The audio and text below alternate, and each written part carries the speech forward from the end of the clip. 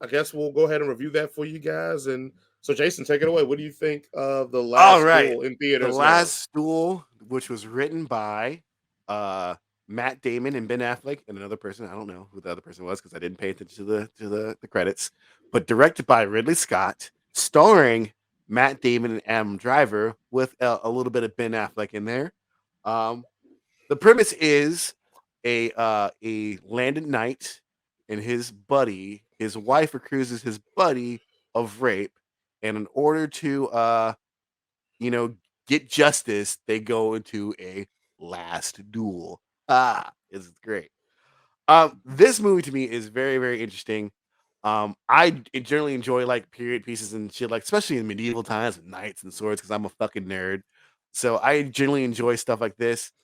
Um, but I've had some notes.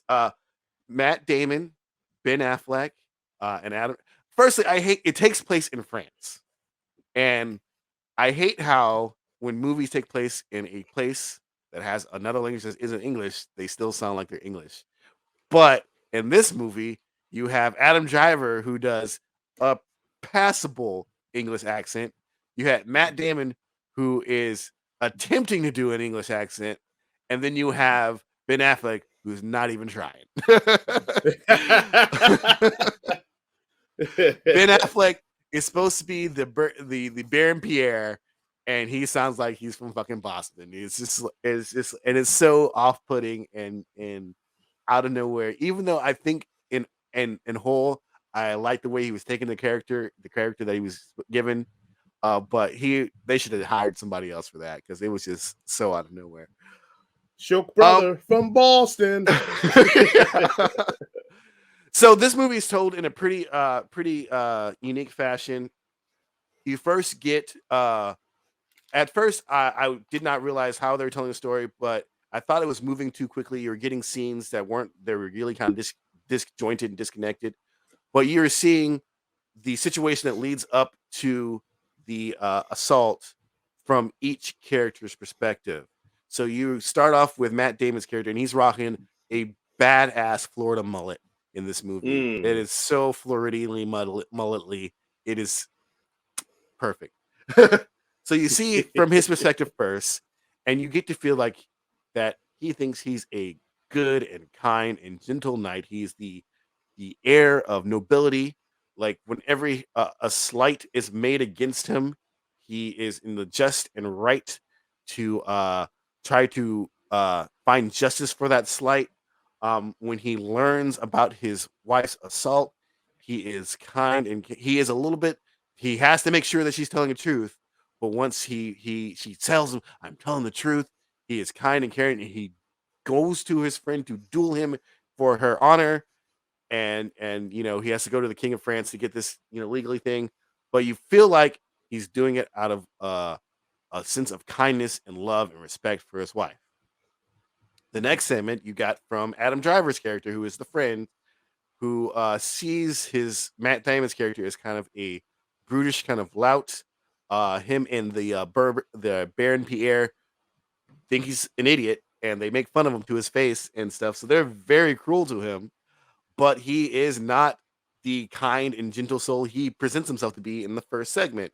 He is jealous. He is scheming. He is broke, so he is always trying to get you know his what he feels like he deserves, even though he knows he doesn't deserve it.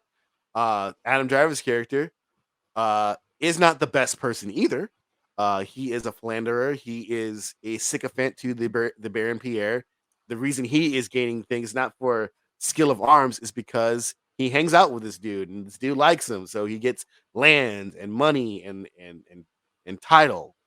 And it's a really interesting thing that in his mind, he is delusional to think that uh, Matt Damon's character's wife is in love with him. So he doesn't think it is an assault. He thinks she was just playing the game and being, trying to be chased. He thinks he's an adulterer. He doesn't think he insulted her at all.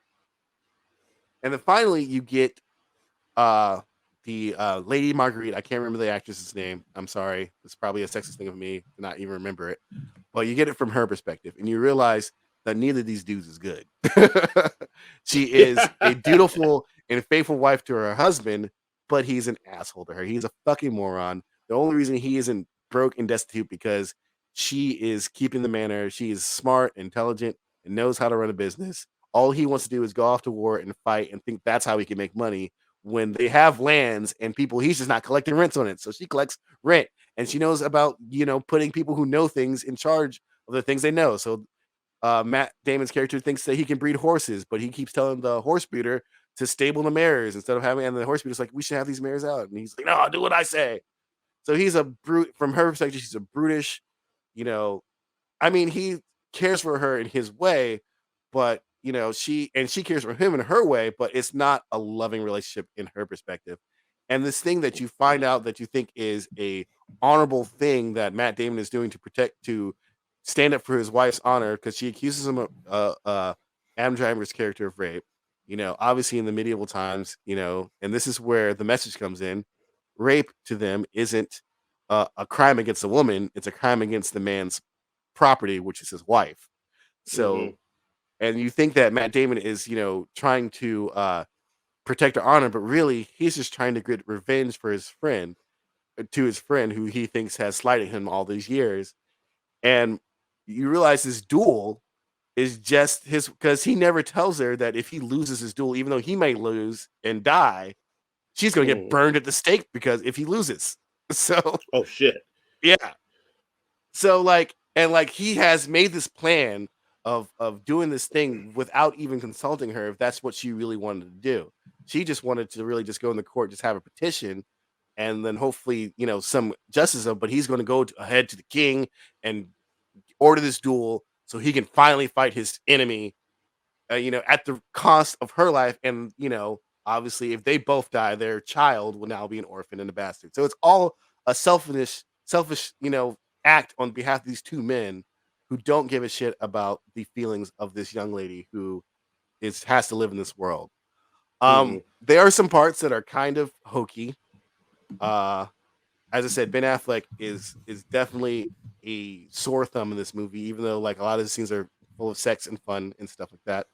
The action, there's only about two battle scenes. There's three battle scenes in this movie. Two are very brief, and then the final duel at the end. I think they're pretty cool. You know, the final duel at the end is probably the best part of it. It's fucking gnarly. It ends in a grisly fashion. It is awesome. It is fucking amazing. Ridley Scott knows how to fucking shoot a one-on-one duel because he did it in fucking Gladiator. He knows how to do this shit. Right. The Right. best part about this movie, I think, is that if you want to have a message to get guys to, especially men of a certain age, to care about things that affect women, you should put fucking fights in it. You should tell the story and put fights in it because this is the best way. Because this whole thing, all these three movies that we watched this week have some sort of message. Halloween's message is fucking, ridiculous. The Black Knight, which we'll talk about, the Blackest Night, that has a message. I feel like this one is most successful at having that message be more integrated into the part of the story rather than just being preachy, right? Hmm. This lady goes on trial where she's accused someone else and she's the one that's being put on trial here. And you have men who are like, well, did you enjoy it? Well, you said he was handsome. So if you thought he was handsome, then it can't be rape or whatever.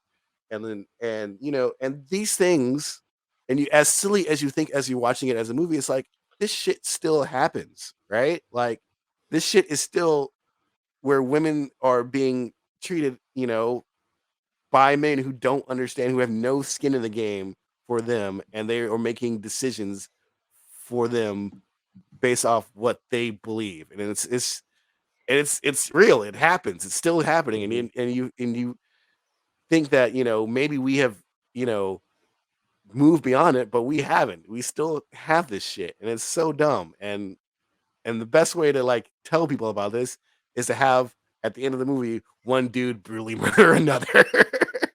Right. Right. The lady's name is Jodie Comer. She's the Yeah, same one from Free Guy. So yeah. shout out to her. She She's was, having a hell of a year. dude. I liked the performance by Matt Damon, even though he was trying his best to do an English accent and he just couldn't do it. I liked the performance of Adam Driver. her performance was better than all of theirs. She had to She's play three, like, because you see these stories from three different perspectives. So in the first perspective, she's the loving, dutiful wife who just thinks the world of her husband. And the second one, mhm, she is the seductress. She is the demure, like, I don't, oh no, I don't want to, but I really want to, but I don't want to. And the third one, right. she is an intelligent, thoughtful woman who is in this impossible situation in a society that doesn't give a shit about her whatsoever, and she is just trying to find her best way forward to get justice for herself. And even at the end, before the duel, she's like, if I'd known that this was going to could cost us literally everything, I would have done what every other woman would have done, which is said nothing. Because the Mhm, Matt Damon's character's mother comes to this woman's like, why are you doing all this? She's like, I want justice. She's like, I've been raped too. And, I kept that shit in the mom. She's like, why'd you do that? It's because I got to live. And that's basically mhm. what, it's all about. It's like, just sit there and took it because I got to live. And that's the price that you had to pay. And, because if you were found guilty by God, you're going to get burned to the stake. So Yep. this movie was really, really cool. I The only thing that I hate is not the movie's fault. It's more like Hollywood's fault. I want to see movies like this that aren't European centric. You know, Mhm.